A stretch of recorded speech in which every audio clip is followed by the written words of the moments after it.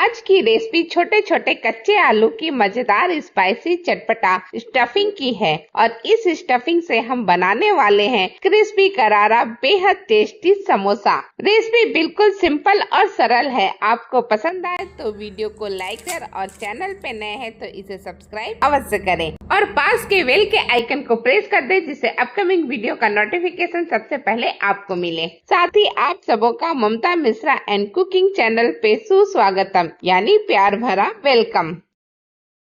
सबसे पहले 7 से 8 लहसुन, 1 इंच अदरक का टुकड़ा और 4 से 5 हरी मिर्च को दरदरा सा पीस लेंगे और फिर इसे एक साइड में रख देंगे। अब ले लेते हैं एक पैन और पैन में डालते हैं 1.5 चम्मच के करीब सरसों का तेल और फिर इस तेल में डालेंगे 2 बड़ा चम्मच काजू के पीसेज, यानी काजू को 2 हिस्से में डिवाइड करके डाल देंगे और इसे लगातार चलाते हुए बस 30 सेकंड तक फ्राई कर लेंगे। बहुत जल्दी एक बढ़िया सा गोल्डन कलर आने लगेगा, बस सारा काजू हम निकाल लेंगे और बचे हुए तेल में हम डालेंगे जीरा आधा चम्मच छोटी वाली चम्मच से और थोड़ा सा हम डाल देंगे हींग 2 चुटकी बराबर और इसके बाद ये जो हमने पीस करके रेडी किया है ना हरा मिर्च, लहसुन और अदरक को, उसे हम डाल देंगे और उसे कम से कम 30 सेकेंड तक लगातार चलाते हुए भून लेंगे और इसके बाद हम डालेंगे छोटे छोटे बारीक चॉप किए हुए आलू के टुकड़े और इन्हें हम लगातार चलाते हुए थोड़ी देर फ्राई कर लेंगे। मैंने आलू का छिलका भी नहीं हटाया, बस थोड़ा सा उसे अच्छी तरह से धो करके साफ कर लिया है और अब हम इसमें डाल देते हैं 2 बड़ा चम्मच मटर, हरा फ्रेश मटर और इसके साथ ही हम नमक भी आधा टेबल स्पून डाल देते हैं। सारी चीजों को अच्छी तरह से मिक्स कर लीजिए। 1 से 1.5 चम्मच पानी भी डाल दीजिए और पानी को भी थोड़ा सा मिक्स कर लीजिए। अब इसे ढक करके कम से कम 3 से 4 मिनट तक पकने देंगे। फ्लेम को मीडियम कर दीजिएगा और बीच बीच में चलाते भी रहिएगा जिससे ये तले पे चिपके नहीं।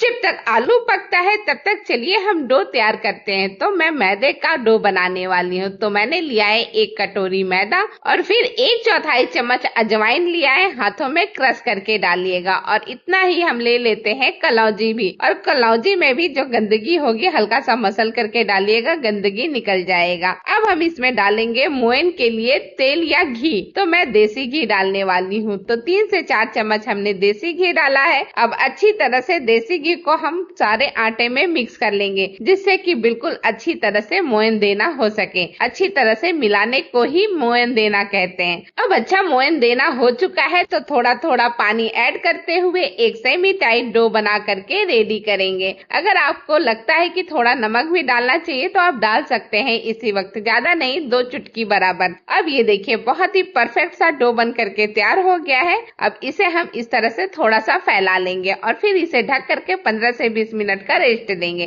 चलिए अब हम चेक करते हैं आलू को भी। बीच में मैंने 2 बार खोल करके चलाया था, इस वजह से तले पे बिल्कुल चिपका नहीं है और अब ये आलू बिल्कुल अच्छी तरह से पक चुका है। थोड़ा सा हम इसमें 1 से 1.5 चम्मच थोड़ा सा पानी डाल देंगे और इसके बाद हम डालेंगे एक स्पेशल मसाला जिसकी रेसिपी मैं आई बटन पे लिंक शेयर कर दूंगी, आप चेक कर लीजिएगा। ज्यादा कुछ नहीं करना है, धनिया, जीरा और लाल मिर्च को अच्छी तरह से धुआं उठने तक भून लेना है और फिर इसे ठंडा करके ग्राइंड कर लेना है और ये परफेक्ट सा मसाला बन करके रेडी हो जाएगा। इसे अच्छी तरह से हमने मिला लिया है पूरी की पूरी सब्जी में और अब एक आलू को मैं दबा के आपको दिखाती हूँ, आपको पता चलेगा कि कितना गला हुआ है। ये देखिए बहुत आसानी से आलू मसला जा रहा है, यानी कि बिल्कुल परफेक्ट ये सब्जी बन करके रेडी हो चुकी है। तो 1/4 चम्मच हम इसमें अमचूर पाउडर डाल देंगे। अगर अमचूर पाउडर ना हो तो थोड़ा सा नींबू का रस डाल दीजिएगा, बस बिल्कुल बढ़िया तरीके से ये सब्जी बन जाएगी। अब सब्जी बिल्कुल रेडी है तो इसमें हम काजू डाल देते हैं जिसे रोस्ट करके साइड में रखा था और अब हम इसमें डालेंगे हरा फ्रेश धनिया, बारीक चॉप करके मैंने ढेर सारा धनिया इसके ऊपर डाल दिया है और इसे भी सारी चीजों के साथ अच्छी तरह से मिक्स कर लेंगे। अब ये हमारा स्टफिंग बन करके बिल्कुल रेडी है, स्पाइसी, चटपटा और बहुत ही मजेदार, एकदम टेस्टी, यमी, मुंह में पानी लाने वाला। तो इसे एक साइड में रखते हैं, थोड़ा ठंडा हो जाए और तब तक चलिए डो को चेक करते हैं। तो डो अच्छी तरह से सेट हो चुका है, हल्का से इसे मसल लेंगे जिससे कि और भी ज्यादा सॉफ्ट हो जाए और अब हम इसमें से एक बड़ा सा टुकड़ा कट करेंगे और उसको हाथों में गोल करते हुए एक स्मूथ सा पेड़ा बना करके रेडी कर लेंगे। बाकी हिस्से को ढक करके साइड में रख देंगे और अब हल्का मैदा इसके ऊपर लपेट करके एक बड़ी सी रोटी बेलना शुरू करेंगे। हमें लंबाई में ही बेलना है, इसका खास ख्याल रखिएगा।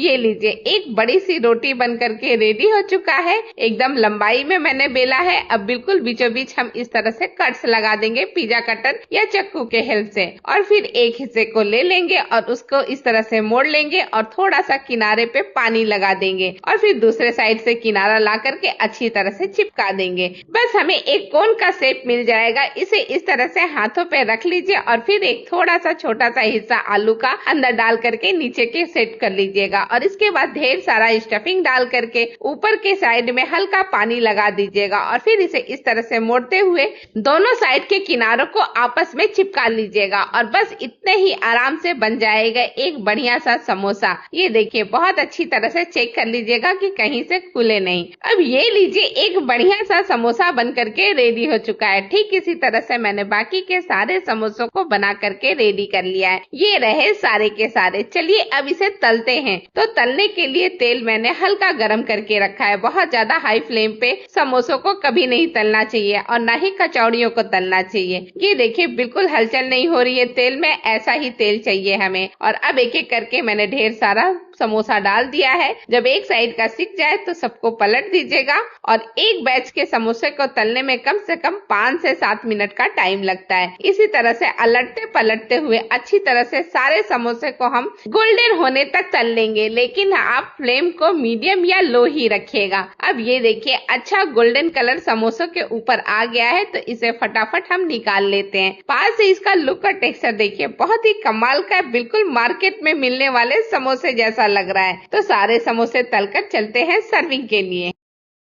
ये लीजिए, सर्विंग प्लेट में ढेर सारा समोसा हमने सर्व किया है 2 प्रकार की चटनियों के साथ। एक है हरे धनिया की चटनी और दूसरी है खट्टी मीठी चटनी, इमली वाली। और ये एक समोसा है जिसे मैंने अच्छी तरह से तल करके रेडी किया है। देखिए कितना परफेक्ट गोल्डन कलर आया है इन समोसे के ऊपर। बढ़िया कलर और बढ़िया टेक्सचर। कच्चे आलू से बने हुए समोसे नॉर्मल समोसों से कहीं ज्यादा टेस्टी और यमी लगते हैं और बनाना बिल्कुल सिंपल है। चलिए अब एक समोसा तोड़ करके दिखाती हूँ। आवाज से ही पता चल रहा है कितना क्रिस्पी बना हुआ है। परफेक्ट समोसा है, आप ट्राई जरूर कीजिएगा। इसी के साथ वीडियो समाप्त करती हूँ। आप सबों का धन्यवाद। Thank you.